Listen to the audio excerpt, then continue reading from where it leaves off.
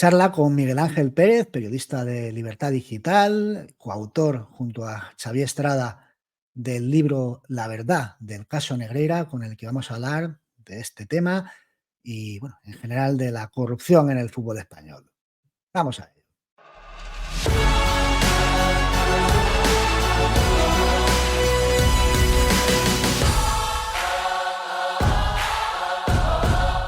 Hola a todos, hoy estamos con el de siempre, con Tomás Rubio, pero viene un invitado además muy especial, muchos lo reconoceréis ya porque se ha popularizado a raíz del caso Negreira y es que no en vano acaba de publicar un libro junto a Xavier Estrada Fernández y es Miguel Ángel Pérez.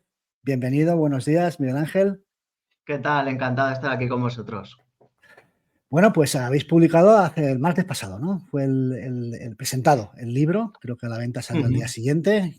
¿Cómo va? ¿Qué tal?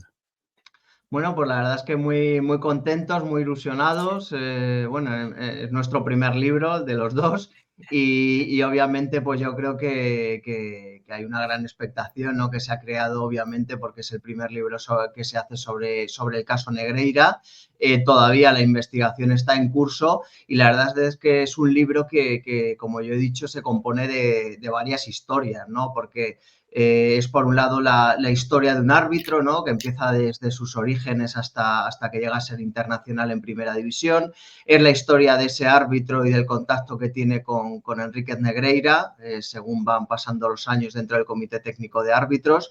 También hablamos pues, de las corruptelas, chanchullos y demás que hay en el propio CTA y también obviamente en la Federación Española, y luego pues acabamos esta historia completándola pues con las primeras pinceladas, digamos, de lo que es la investigación judicial propiamente dicha del caso Negreira. Con lo cual yo creo que es un libro bastante completo, ya veremos en el futuro hay segunda parte o no, en función de si este gusta o no, pero bueno, la verdad es que creo que va a ser útil para la gente que quiera enterarse de qué es el caso Negreira, cómo surge y cómo pudo ser posible, ¿no? Un escándalo semejante.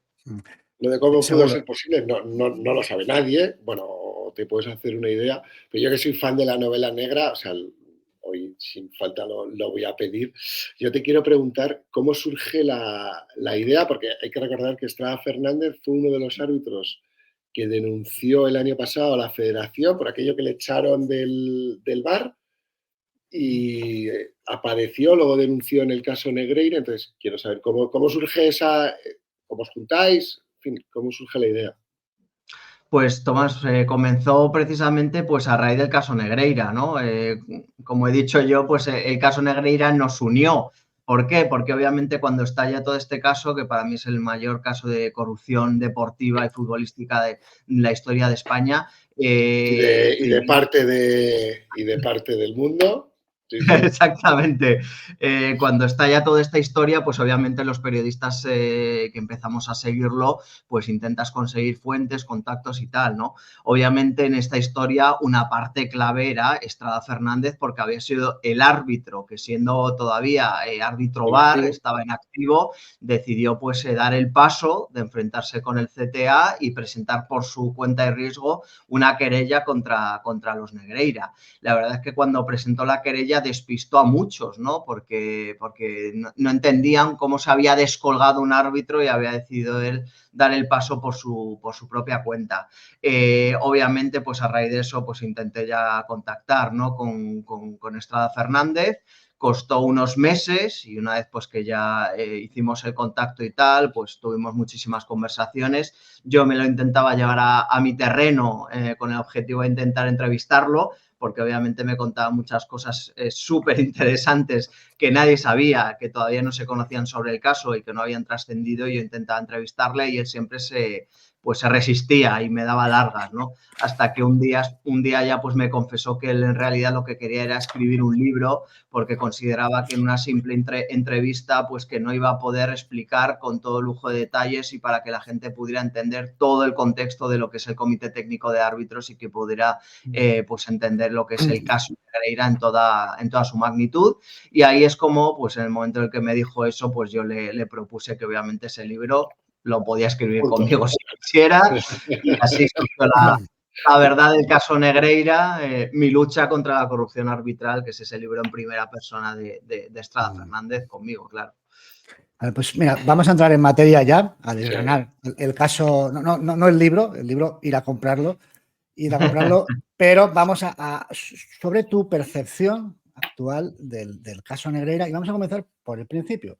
Cuando se hace público a través del programa de Ketty Yugas de Sique Rodríguez la información, hay una comparecencia inmediata, espontánea, quizá demasiado espontánea para sus intereses, de Joan Laporta, y expone tres líneas de defensa básica. Y me gustaría ir una a una preguntándote qué te parece. Lo que les pone el Barça es, una, solo se pagó por unos informes, además atribuye al hijo. Dos, Negreira no tenía poder. Bueno, este señor es un florero, tampoco pasa nada. Y tres, no hay pago a árbitros. Aquí nadie puede demostrar que ha habido un pago a árbitros. Vamos a la primera. Se pagaba solo por unos informes. Bueno, obviamente eso es falso.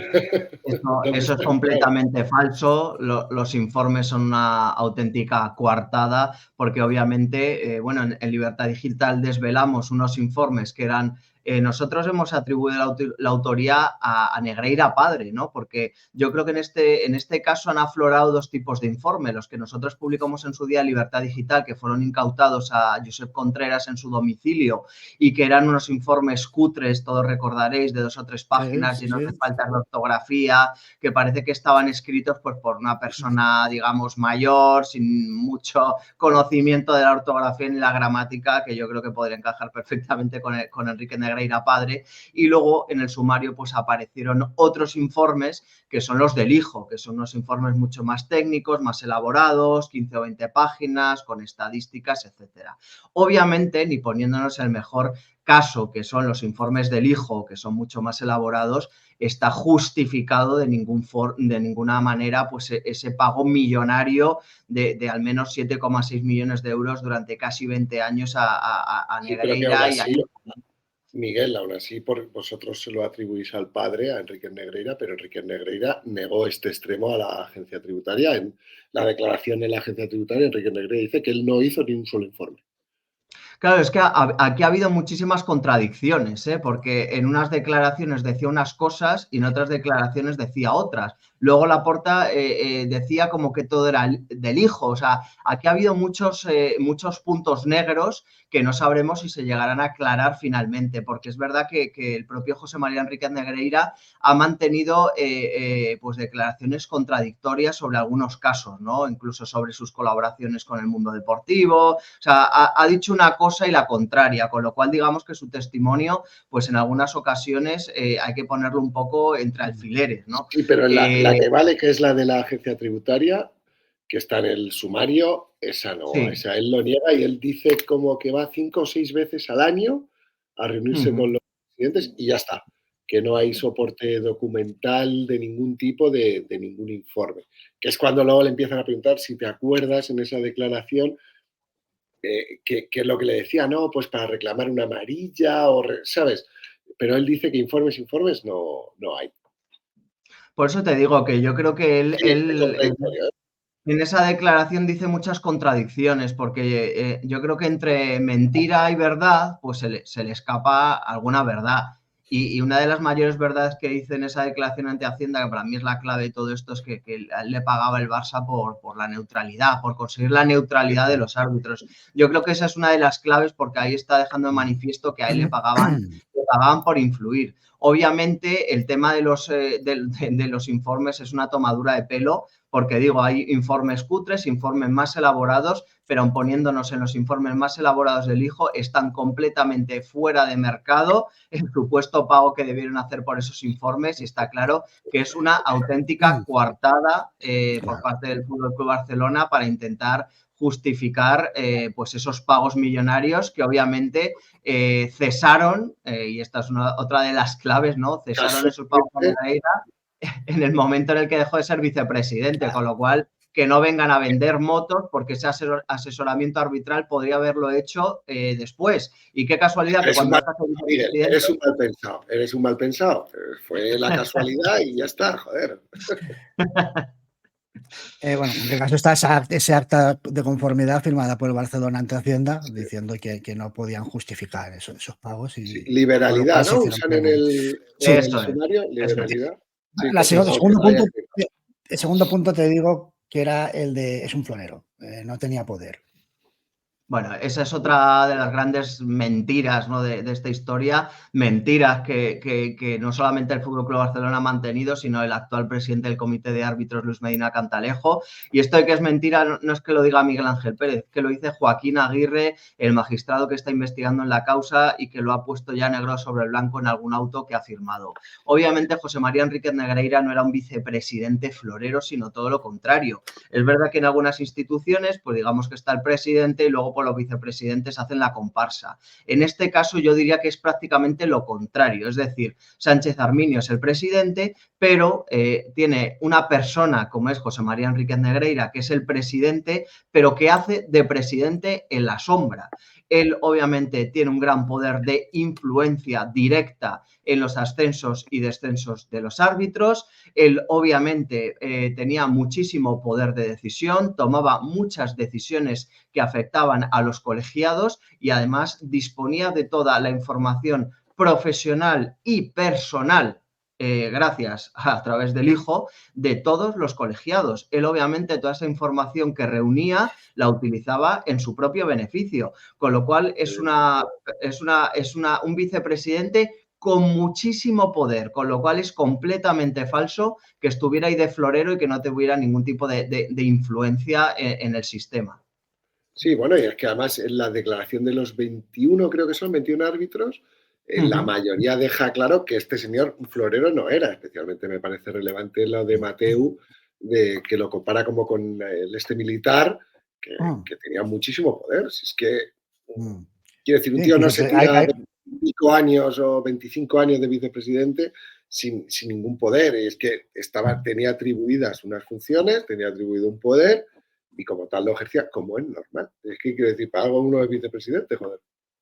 Incluso hay testimonios sorprendentes como el de Iturralde, que ante un micrófono siempre ante los medios dice que no tenía poder, pero ante el juez dice que sí que habían influencias de Negreira. Y ahondando un poco en el poder de influencia de Enríquez Negreira, en un capítulo que contamos en el libro La verdad sobre el caso Negreira con Estrada, yo creo que es muy significativo. Estrada Fernández es elegido árbitro internacional y entonces, obviamente, cuando él llega a ser árbitro internacional, quiere elegir a sus asistentes, que es lo lógico y lo normal. Él consulta, obviamente, con el presidente, con Sánchez Arminio, y le dice, oye, Presi, que quiero elegir a mis asistentes para ser internacionales, tal y cual, y Sánchez Arminio le viene a decir, vale, tú verás, tú sabrás lo que haces, ¿no? ¿Qué es lo que sucedía? Pues que obviamente la última palabra la iba a tener Enríquez Negreira. Y de hecho, a consecuencia de eso es cuando Enríquez Negreira se entera de que Estrada Fernández ha elegido a sus dos asistentes sin su consentimiento y es cuando le decide citar en el bar La Torrada y le amenaza con aquella gran frase famosa de tú sabes lo que es la familia. Es decir, Enríquez Negreira no solamente tenía mucho poder, sino que ejercía como un capo, ¿no?, en el comité de árbitros. La escena que describís, el extracto ese que se ha publicado, es que es digna que no quiero exagerar, de la serie de Los Sopranos, ahí en el Sapriles, con Tony Soprano y su ayudante, y tal cual, es que te lo imaginas así, o sea, un señor y incluso en chándal, haciéndole un gesto así, indicándole ponte aquí, anda, y luego con esa amenaza velada, ¿no? Tú tienes familia. Bueno, le llega a decir, cuando le sienta en la mesa, ¿no? Le llega a decir, bueno, no te meto una hostia y le hace un ademán. Obviamente este enfado de Enríquez Negreira era porque él había tomado la decisión de elegir a sus asistentes sin su consentimiento. ¿Por qué? Porque a Enríquez Negreira le gustaba colocar a los suyos. Tenía sus hombres de confianza y los intentaba colocar y no entendía cómo Estrada Fernández había decidido él elegir a sus asistentes. Fijaos el pecado, ¿no? El delito. Sí, que hay tiro del hilo, que es donde está la influencia. El querer poner Negreira a los suyos, es donde está la influencia. Él va a poner a los suyos conforme a lo que le pagan. Si el que paga quiere árbitros... Joder, mira, veo muchas quejas, hablando del derbi del clásico de ayer, del Barça, del árbitro este que tenía muy mal porcentaje el Barça de victorias con él. Eso es la influencia. Si tú llenas la primera división de árbitros con estadísticas malas para un equipo, pues a ese equipo le va a ir peor y no hace falta decirle al árbitro, oye, pita mal. Simplemente hay árbitros que por lo que sea pitan así, o no les puede la presión, o les puede la presión, o llámalo X, y ahí es donde está la influencia. Eso es. Quiero rematar ya esos 3 puntos que decía de defensa del Barcelona, que vemos que por ahora no se sustenta ninguno. El tercero es no hay pago a árbitros. Como no hay pago directo a árbitros, no hay compra. Bueno, esa es otra, digamos, falsedad, porque aquí yo desde el primer momento lo he dicho, digo, dudo que vaya a aparecer a lo largo de la investigación un sobrecito a un árbitro. Quien utilice este argumento para intentar desmentir que se ha cometido un delito es una auténtica falsedad y una gran mentira, porque el delito de la corrupción deportiva se ha cometido en el momento, obviamente, en el que el Barça da esos pagos a Negreira con el objetivo de, que era influir, independientemente de las consecuencias finales, independientemente de que se pueda comprobar que este árbitro pitó un penalti o una roja porque Negreira le había dicho tal. O sea, eso ya es otra historia. O sea, aquí en el momento en el que ya se ha podido acreditar, como así ha sido desde el principio, esos pagos del FC Barcelona a Negreira y que el propio Negreira ante Hacienda dijo que era para asegurar la neutralidad, ahí ya está el delito consumado, con lo cual pues esa prensa, ¿no? Esa prensa interesada, esa prensa culé, esos youtubers que siguen diciendo que aquí no hay pruebas, que no se va a demostrar jamás que se ha pagado a un árbitro, es que no hace falta demostrar nada, es que el delito ya se ha consumado. Y eso lo ha dicho no solo Miguel Ángel Pérez, también lo ha dicho el juez Aguirre en varios autos, con lo cual, si no saben leer... Se ha mirado. Y Miguel, en el sumario viene que se ha mirado sobres que han recibido ese árbitro, en este caso Sánchez Arminio, por ejemplo, en su casa de Santander, con poco peso, no sé qué. O sea, que de eso de que no ha ocurrido, no lo sabemos, no se ha podido acreditar ni que haya ocurrido ni que no haya ocurrido. La línea de investigación está abierta. Pero aún así, triste consuelo, si es que tu club ha pagado para corromper el sistema, que hayan necesitado o no pagar árbitros es casi indiferente, o sea, tu club tenía la intención de corromper, ya está. Porque, Tomás, es que aquí hay una cosa muy importante, dice, no, que un sobre con dinero, perdona, un sobre con dinero no, que este hombre tenía en su poder las nóminas, los sueldos directos. Entonces, de este hombre dependía que pasar de segunda a primera de 200 a 400.000 euros. De este hombre dependía que te hicieran internacional. Un sobre... Quitar amistosos a 10.000 o 15.000 euros por partido. Claro, UEFA, mucho más dinero que el que puedas conseguir con un pago puntual de un sobre. Es muchísimo más dinero, infinitamente más. Ese es el pago, es decir, o ese podría ser el pago. Claro, lo deja claro Estrada, creo que es en la entrevista en La Galerna, lo dice, es que claro, es que la diferencia entre ser árbitro de segunda, que son 60.000 o 70.000, o ser árbitro de primera, es que estamos hablando del triple. Es que es mucho dinero. Entonces, cuando uno se va informando de estos temas por prensa, en tus artículos de Libertad Digital, por el libro, por diferentes frentes, tiene la percepción de que esto es un tentáculo, bueno, más con la que está cayendo en todos los frentes en el fútbol español.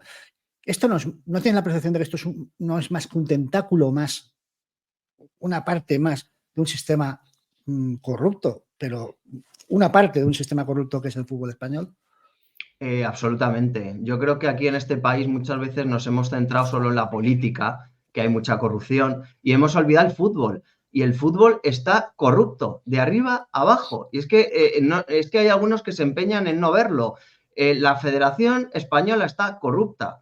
El Comité Técnico de Árbitros está corrupto. Hasta que no se limpie todo eso y todos los comités territoriales, todas las federaciones, toda la corrupción reina a sus anchas en todos estos estamentos, en todas estas instituciones. Entonces, aquí hasta que no se haga una limpia de arriba abajo, se cambie el sistema y la estructura, va a seguir esta corrupción. Y no nos vale quitar a Rubiales para poner a su segundo, que es Rocha, y quitar a Rocha para poner a su tercero, que es el otro. O sea, es que son todos lo mismo, vienen de lo mismo, y ahora mismo en el CTA están los hijos de Negreira también. Con lo cual, hasta que no hagamos una limpieza absoluta, pues no va a haber nunca pues la seguridad de que el sistema está limpio, porque obviamente cuando ahora mismo tenemos a los hijos de Negreira dirigiendo el CTA y a muchos colegiados que por unos motivos o por otros contrataron al hijo de Negreira, pues siempre va a existir esa sospecha, ¿no? Sobre la contratación del hijo de Negreira, aquí ha habido varios árbitros. Aquí ha habido los árbitros que por miedo y porque era el hijo del jefe se veían obligados a contratar los servicios. Aquí había los árbitros que ellos consideraban que si contrataban los servicios del hijo les podría beneficiar y escalar. Y luego había un reducido grupo que directamente dio calabazas a Javier Enríquez cuando les vino con la cantinela del coaching, que son los menos. Pero aquí hay muchos árbitros que de forma directa o indirecta pues se han visto contaminados por los chiringuitos y los tentáculos de Negreira en el Comité Técnico de Árbitros. Todo eso tiene que ser limpiado. Sí, el otro día se publicaban, sí, ala tú, Tomás. Que sobre esto de la corrupción, da igual poner al primero, al segundo, al tercero, como bien has dicho, mientras no se cambie el estamento que los sustenta. Quiere decir, si las territoriales no se limpian, si los sé que no se limpian, van a seguir saliendo, como los llamas tú, ¿no? Hijos de Rubiales, hijos de Negreira, y no se va a limpiar. Y aquí el único club que ha pedido limpieza total, incluso lo pidió el gobierno, es el Madrid. Entonces, ¿queremos seguir así? Pues sigamos así. España ha tenido una tolerancia con la corrupción en el deporte abrumadora. O sea, quiere decir, no es de extrañar que esto también pase por ese anillo, ¿no? Me reía antes porque comentabas lo de el coaching y los árbitros que hacían caso, ¿no? El otro día se publicó una lista de 5 nombres que habían tenido, incluso recibían en el hotel al coach, a Javier Enríquez. Sí.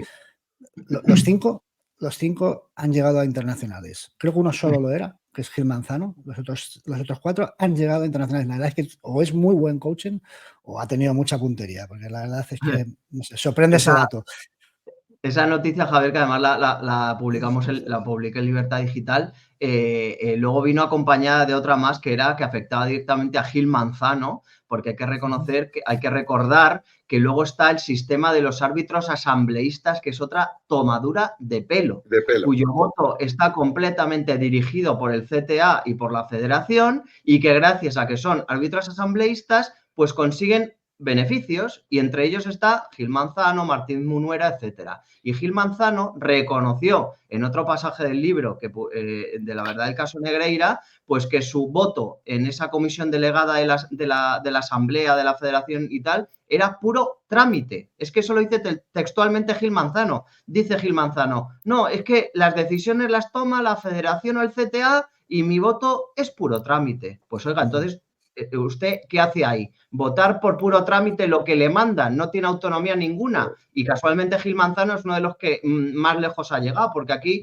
hay una paradoja, una casualidad. Los árbitros que más se han arrimado al poder, a Medina Cantalejo, a Negreira, al hijo de Negreira, oye, casualmente han sido los que más lejos han llegado, ¿eh? Fíjate qué casualidad. Sí, hay un par de versos sueltos, ¿no? Quizá a Mateu, pero claro, es que a Mateu tú le veías arbitrar y iba a subir solo, porque iba a subir solo. Por eso es el único árbitro español que ha pitado una final de Champions, o sea, está claro. Gil Manzano también ha llegado internacional alto, pero los que se han arrimado son los árbitros que sí, que han sido internacionales UEFA. Esto le va a gustar mucho a Javier, pero han pitado en liguilla de grupos, han sido VAR en octavos de final, quiere decir, han sido, pues, bueno, pues árbitros, pues como se eligen en España, que tiene que subir un árbitro extremeño y un árbitro gallego, pues ya está. Pues hay un caso que Sánchez Martínez. Esto sabía yo que te iba a dar pie. Claro, es que es algo escandaloso, es que es internacional sin haber cumplido un año en primera. Sí, sí. Y lo nombran internacional. Es algo tremendo. UEFA exige 2. UEFA exige 2.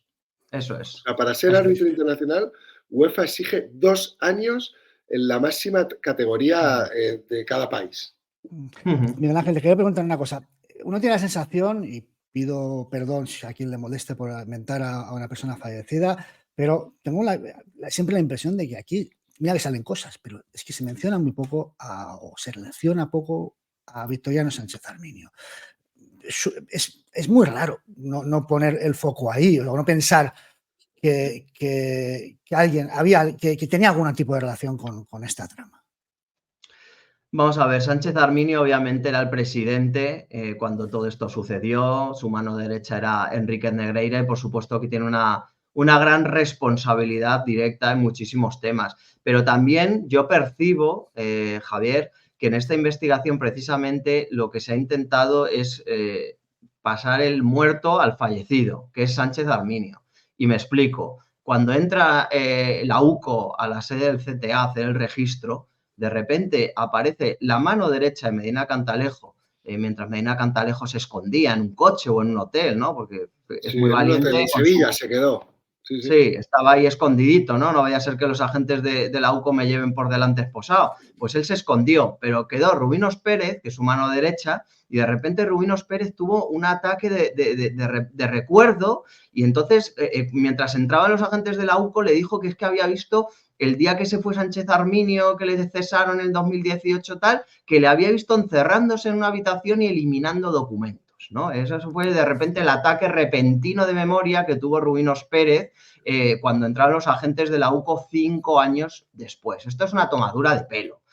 ¿Qué ha hecho Rubinos Pérez durante 5 años que no lo ha denunciado y que lo ha cubierto? Y de repente entran los agentes de la UCO y sorprendentemente se acuerda de eso. Y otro detalle que no se ha desvelado nunca y que os cuento, y me parece también muy importante.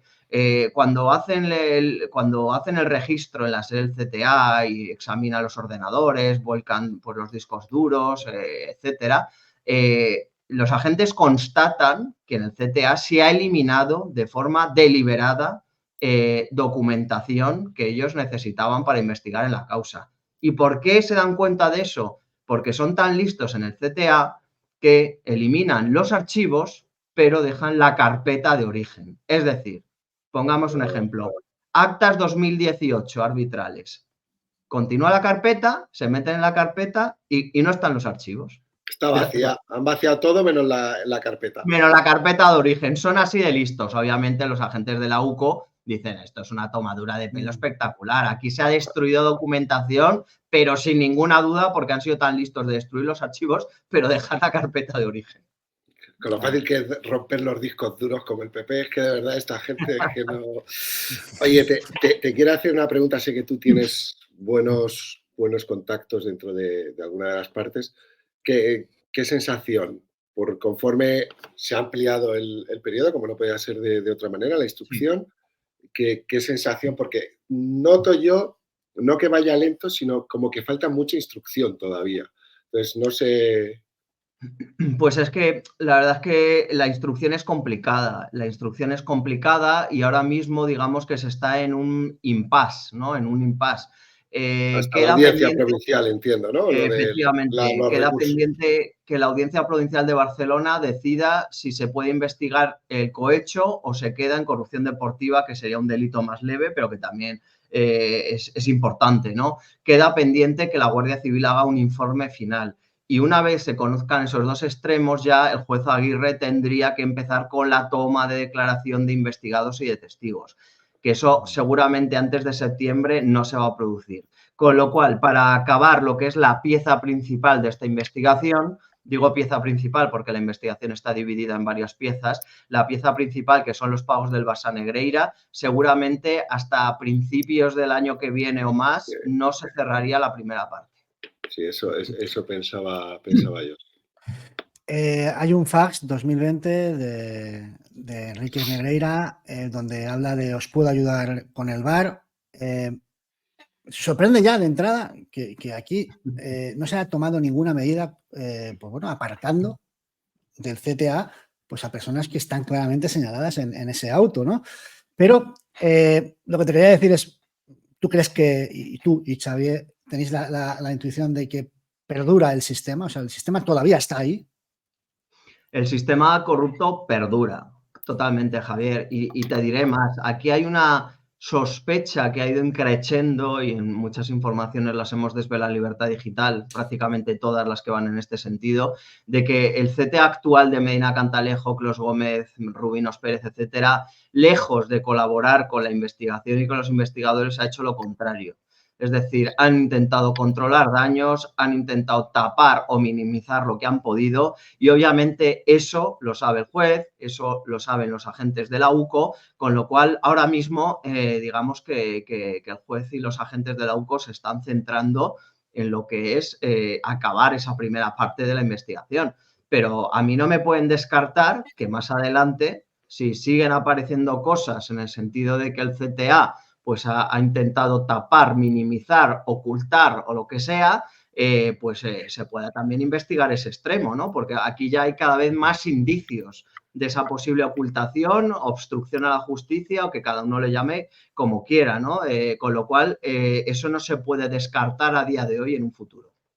Sí, bueno, uno de los motivos por los que se registró la federación fue que no recibía el juez la documentación que solicitaba. O sea, tampoco hay que irse muy lejos. Mira, te quiero hacer dos preguntas.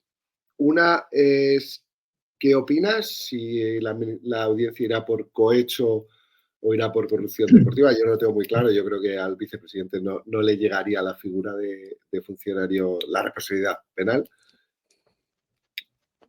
Esta es la primera, para que me digas si cohecho o corrupción deportiva. Sí, yo creo que... ¿O qué hueles de las partes? Que... A mí me parece que va a ser difícil que la Audiencia Provincial de Barcelona avale esa hipótesis del juez Aguirre, que yo creo que es muy razonable también. Al final, es verdad que la federación es una entidad privada con utilidad pública y que varios juristas, porque yo cuando salió toda esta historia hablé con varios juristas y muchos juristas importantes me decían, yo estoy de acuerdo con el juez Aguirre, se puede tomar esa consideración de que Enrique Negreira era funcionario, por lo tanto ha habido un soborno a funcionario y hay un cohecho activo y un cohecho pasivo. A mí no me parece descabellado, pero yo creo que la Audiencia Provincial de Barcelona ya se ha pronunciado en varias ocasiones claramente a favor de que es palpable ese delito de corrupción deportiva y no hay tampoco a priori muchas esperanzas. Para mí sería una sorpresa que avalase el cohecho. Aunque nos quedamos en la corrupción deportiva, yo creo que ya es importante. Obviamente el cohecho sería más grave, más potente, más años de cárcel, tal, pero yo creo que ya el hecho de que la Audiencia Provincial de Barcelona pues avale la corrupción deportiva me parece también que es significativo. Sí, en los dos autos que tengo yo lo deja claro, habla siempre de corrupción deportiva, Digo que mira si no es descabellado lo de la función pública cuando estamos a días de una intervención del gobierno a la Federación Española, pues ya me dirás si es público o no es público, ¿no? Con unas declaraciones del ministro del otro día diciendo lo que dice, o sea, quiero decir que se ve la mano del gobierno ahí. Claro, es que dice, no es una entidad pública, o sea, entidad privada con función pública, perdona, es que el otro día contábamos en Libertad Digital que Pedro Sánchez regó, creo que eran 56 millones de euros a la entidad, a la federación en la época de Rubiales. 56 millones de euros. Oiga, para ser una entidad privada, joder, pillas casi 60 millones de euros del gobierno. Más allá del dinero, Miguel, si es que se ha visto con Rubiales, cuando el gobierno hizo así, Rubiales salió. O sea, las subvenciones es un tema, quiero decir, cada empresa las pide, te podrán dar o no, pero en esto el gobierno, y Uribe el otro día, si es que dice que no va a haber elección, o sea, joder, que no puede ser candidato Pedro Rocha porque está imputado. Entonces, si no tiene poder ahí, no hay una función pública, pues apaga y vámonos. Claro. Te quiero hacer otra pregunta que siempre, yo sabes que soy bastante activo en el caso Negreira en redes y siempre me cae lo de que este dinero volvía a otros directivos. Yo te quiero preguntar, si esto fuera así, si solo fuera dinero de directivos, ¿no crees que el Barça ya habría presentado, oye, eran Puri, Encarnita, Pepito, no sé qué, los que hacían los pagos y ya sabrían de dónde tirar? Que ha pasado un año y pico, y que me perdonen las Puri, las Encarnitas y los Pepitos, pero que esto con banca electrónica, con la información que le pides al banco de usuarios, lo sabían ya. O sea, lo había pasado juez Aguirre el primer día que coge el caso. Hay que dejar claro que una de las grandes incógnitas y misterios de este caso es precisamente ese. ¿Dónde fue todo el dinero que cobró Enrique Negreira que no se ha materializado en patrimonio propio? Eso ahora mismo, a día de hoy, todavía los investigadores no han podido esclarecerlo. Esa es la parte de la investigación que han tenido que separar el juez Aguirre en otra pieza, el blanqueo de capitales, porque es verdad que a día de hoy no se sabe dónde fue todo el dinero que cobró Negreira porque él no lo tiene traducido en patrimonio. Y yo creo que aquí hay una figura clave que seguramente hubiera dado respuesta en parte a toda esta historia, pero que casualmente pues falleció, que es Contreras, ¿no? Josep Contreras, el que fuera directivo del Fútbol Club Barcelona, que utilizaba pues el hijo de Enrique Negreira, una empresa de Contreras para girar las facturas al Fútbol Club Barcelona, y yo creo que Contreras era una de las piezas clave en esta historia, pero por desgracia nunca vamos a saber su versión de los hechos o qué sabía él o qué papel tenía él como directivo del Fútbol Club Barcelona, en la Federación Catalana, etcétera. Otra de las claves también misteriosas es el papel de Albert Soler, que yo creo que también es clave, ¿no? Y que en un informe interno de la Federación Española de Rubiales, cuando estalló este caso que publicamos el otro día en LD, pues señalaba directamente la Federación al papel de Soler como directivo del Fútbol Club Barcelona, reconvertido en director de deportes del CSD y del gobierno, ¿no? Es otro de los protagonistas de esta historia. Sí, pero que yo me refería a la parte del club, ¿no? Que las transferencias a Enrique Negreira las tuvo que hacer alguien de contabilidad, de financiero, claro. Y el Barça ya habría, o sea, el Barça sabe perfectamente qué personas, con qué fecha, con qué día y con qué hora hicieron esos pagos. Lo hemos hablado una vez. Claro, le hubiera dicho, oye, mira, estos 25 son los que han hecho las transferencias, pregúnteles. Y a día de hoy, por lo que a mí me consta, el Barça ni siquiera ha enviado la información al completo de los departamentos financieros que engloban los 17 años de los pagos. Bueno, los 10 años que está investigando el juez. Empezaron a justificarse con que tenían que hacer un estudio interno de compliance, de no sé qué, y han ido enredando. Se entera mi mujer dónde hago yo las transferencias en medio segundo, no se va a enterar el Barça. Efectivamente. Tanto Bartomeu como Laporta han admitido que estos pagos se inician mucho antes, que se inician en el periodo Núñez, ¿vale? Es casi un rango de 30 años. En todo ese periodo. 93. En todo ese periodo, y soy de Barcelona, los conozco a todos los que han estado allí, no hay ningún directivo, ejecutivo, presidente, no hay nadie que haya perdurado más de 6 años, casi 7, pero no hay más de 6 años seguidos. En ese periodo de 30 años, ¿cómo va a ser un asunto de dilación de dinero, de desvío? Si es que no había nadie que cubriera todo ese periodo. O había muchas personas a cobrar, a repartir, quiero decir. Claro, hay que recordar que Negreira iba al palco del Camp Nou a hacer los informes sobre el árbitro del partido. O sea, él iba al palco con Núñez, se tomaban la sidra o lo que fuera y le decía a Núñez, ¿qué nota le pongo a este? Es que la relación de Negreira con el Barcelona surge de ahí en esos años 90, principios de años 90, una amistad que es la que lleva incluso al hijo a la cantera del Barça. Esto es confesado por el propio hijo en una entrevista a Cristina Cubero, y fue así. O sea, reconocido por uno que sabía mucho de corrupción, como Jesús Gil, que era el que lo decía, y él olía bien la corrupción, él sabía de lo que hablaba, joder. En otro capítulo del libro pues desvelamos otro detalle interesante, ¿no? Que es que Negreira era el que elegía los árbitros para el Joan Gamper, para los partidos del Barça, del Joan Gamper. O sea, fíjate, el que no pinta nada, el que no tiene ninguna influencia, el que no tiene ninguna vinculación con el Barça, pues era el que ponía a dedo qué árbitro se llevaba la pasta por pitar ese partido del Joan Gamper en el Camp Nou, con lo cual otra vinculación más de Negreira con el Barça. Aquí en el canal hemos puesto mucho énfasis, es casi lo que más rabia me da a mí, en el tema de la prescripción, porque hablamos de que lo prescribieron, o intuimos que lo prescribieron, no es que prescribiera, fue casi una prescripción forzada al lado del CSD, de Albert Soler. Parece que todo aquí, esto era es raro pensar que esto no tuviera un conocimiento mayor, que decir, en alguien como Albert Soler. Y bueno, pues ¿tú crees que se prescribió el caso? Yo no lo descartaría, Javier. Habría que comprobar exactamente, pues obviamente, los delitos que se investigan, cuando pudieron prescribir desde el punto de vista administrativo deportivo, ¿no? Que es lo que decía Tebas, ¿no? Es que desde el punto de vista deportivo esto ya ha prescrito, pero en el ámbito penal y de UEFA, pues ya veremos lo que pasa, patatín, patatán. Yo creo que la parte administrativa deportiva habría que hilar fino para ver cuándo prescribió, porque esta investigación llevaba años. Hacienda y la Fiscalía haciendo requerimientos. ¿Por qué no se detonó antes, no? ¿Por qué no se detonó antes? ¿Por qué en febrero de 2023 y no antes, cuando se llevaba, pues viendo el sumario, por lo menos 2 años o 3 años largos detrás de esta historia, ¿no? ¿Por la qué investigación de Hacienda son 2 años, o sea, la de Hacienda claro, son 2 años. Efectivamente. No, pero es la genealogía de todo el proceso, de cuándo se entera el Barça de la investigación de Hacienda, de cómo se empieza a actuar.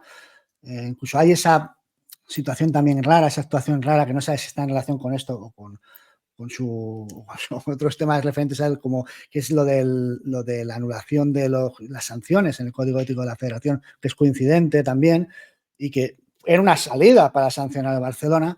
La cuestión es que al final todo se prescribe, algo asombroso, que en un país como este, un caso muy grave, prescriba tan rápido. Mencionáis en el libro a una figura que es Ricardo Segura, ¿sabes quién? Sí. Ricardo, ¿nos puedes hablar? Pues es que es muy curioso. Esto se habla muy poco de Ricardo Segura. Ricardo Segura es el que... Bueno, cuéntalo tú. Bueno, Ricardo Segura es como, digamos, el asesor arbitral del Fútbol Club Barcelona, ¿no? Siguiendo la tesis actual. Del Barça, pues el actual. El que hacía las veces de los Negreira, pero en la actualidad, ¿no? Y claro, ¿qué es lo que sucede? Pues que además lo contamos en el libro, como decía Javier, es que este personaje que ha pasado muy desapercibido, muy inadvertido, pues cuando lo nombraron asesor arbitral para el Fútbol Club Barcelona, el propio Estrada Fernández lo cuenta, causó una gran sorpresa dentro del Comité Técnico de Árbitros. ¿Por qué? Porque era muy conocida su estrecha vinculación con Negreira. Es decir, tenemos a otro hijo de Negreira metido en el Barça en la actualidad. Con lo cual, yo creo que es una de las cosas importantes del libro. En el libro desvelamos muchos detalles que la gente desconoce, que no solo son del pasado, sino que son de la actualidad y que son importantes, ¿no? Porque esta figura, como digo, ha pasado muy desapercibida y yo creo que también merece la pena tirar un poco del hilo, ¿no? ¿Qué es lo que hace exactamente este hombre y que casualmente era de la máxima confianza de Negreira, ¿no? Y está ahí ahora asesorando al Fútbol Club Barcelona, ¿no? Le han preguntado muchas veces a Estrada en estos días, ¿hay otros Negreiras? Bueno, no se puede descartar que haya otros Negreiras en la actualidad. Eso habría que investigar. Y cobrando 30 veces menos, Ricardo Segura. Hay una... Sí, iba a decir que antes de ser presidente de Laporta, hubo una entrevista de Laporta con una serie de youtubers del entorno del Barça, Víctor Palacios, Adrián Sánchez, alguno más había por ahí, y le preguntan por un escándalo, ellos entienden como un escándalo que hay que favorecía al Madrid, tal y cual, y él siendo candidato ya a la presidencia, dice, tenemos un asesor, te sorprende, porque llevan una semana, se había presentado la candidatura hacía unos días, y dice, sí, ya tenéis un asesor arbitral recién presentada la candidatura. O sea, que hombre, lo primero es lo primero. No, lo primero es lo primero, no, uno se pone a buscar. No tenía ni director no tenía ni director deportivo. No tenía ni el dinero, no tenía ni el dinero para no tenía ni director deportivo. O sea, creo que luego se contacta con Alemán, pero lo primero, ya el asesor arbitral ya lo tenían, sorprende. Y dice, es tremendo. Y comenta... Cuando empiezan a tirar las líneas estas de colorines y que si la verde, que si la roja, que no sé qué, me lo tendrán que explicar mucho. Tengo un exárbitro, bueno, una persona que conoce el mundo arbitral en la candidatura y además pues un profesional que asesora también en estos temas, y hablaré con los del VAR y hablaré con el presidente de la Federación y me cuenten las líneas, porque es que... En cuanto se ganó, pues lo contrataron. Pero creo recordar que este hombre además era informador arbitral en ese momento. Sí, creo que fue efectivamente. Era seguro. Es fortísimo. Creo que tuvo una carrera arbitral no muy fructífera, creo recordar, y luego ya pasó a ser informador, etcétera. Y precisamente el tema de los informadores es otro de los grandes temas que abordamos en el libro, porque parece que es como muy específico, ¿no? Del fútbol, del sistema, pero yo creo que tiene muchísimo valor, porque explicamos perfectamente en el libro cómo los informadores es una auténtica tomadura de pelo de un sistema corrupto y viciado. Son personas de la absoluta confianza que coloca el CTA para hacer los informes sobre los árbitros, que una vez realizan esos informes reciben consignas o mientras los están haciendo del propio CTA para que pongan lo que ellos quieren que ponga. Con lo cual es una auténtica tomadura de pelo y es la coartada para intentar vender a la opinión pública de que las calificaciones a los árbitros son objetivas y se les hacen unas evaluaciones, cuando está todo el sistema completamente viciado y corrupto desde origen. Tomás, la última. Pues sobre esto de los informadores, era una parte, esas correcciones que pudiera hacer Enrique Negreira, era una de las partes importantes de la influencia. Si yo a los árbitros afines, ¿no?, por así decirlo, al sistema que busco o por el que me pagan, los van ascendiendo, pues ahí estoy corrompiendo el sistema. Si les pongo mejor nota, la tienen que tener, o peor nota a los que tienen buena nota pero no me interesan que estén, pues al final es una forma de corrupción y de llenar la primera división de árbitros afines. Claro, y de hecho también lo contamos en el libro, Negreira asignaba a los informadores a determinados árbitros en función de sus propios intereses. Cuando querían fastidiar a un colegiado, les mandaban a Menganito que sabían que les iba a dar cera y le iba a poner una nota malísima. Cuando querían promocionar a determinado árbitro, pues utilizaban esta coartada del informador, mandando a un informador de la máxima confianza de Negreira que sabía que le iba a poner una nota altísima para que luego ellos pudieran justificar el ascenso o descenso de los colegiados, que luego encima ya, para ya el colmo del cachondeo y de la corrupción, teniendo en cuenta factores completamente aleatorios y subjetivos como la dificultad del partido, etcétera, pues esas notas iniciales de los informadores luego eran modificadas a final de temporada y al final este le quito 5 puntos, a este le subo 4 y asciendo a este, con lo cual era una auténtica tomadura de pelo. Y si hacía falta que el informador no supiera ni leer ni escribir, como esa anécdota que cuenta Estrada Fernández, pues se manda uno que no sepa ni leer ni escribir y ya está. Bueno, pues nada, aquí lo vamos a dejar. Muchísimas gracias. Repetir, pondremos en la descripción el enlace del libro, ¿vale? Para que lo podáis comprar y os podáis informar más al detalle. Y nada, y seguir a Miguel Ángel en Libertad Digital. Y nada, y compraos el libro. Gracias. Compraos el libro, sí. Por eso ponemos el enlace. Que se compren el libro y a mí sobre todo lo que más me importa, ¿no?, que la gente no se lo cree, que les guste. Que se lo lean, o sea, que se lo compre gente que sepa leer. ¿Te refieres? Vale. Que se lo lean, que les guste, que les entretenga y que les sirva como una guía para entender y comprender y saber más detalles del caso Negreira. Muy bien. Pues muchísimas gracias, Miguel Ángel. Muchas gracias, Miguel Ángel. Un abrazo para los dos. Hasta pronto. Chao.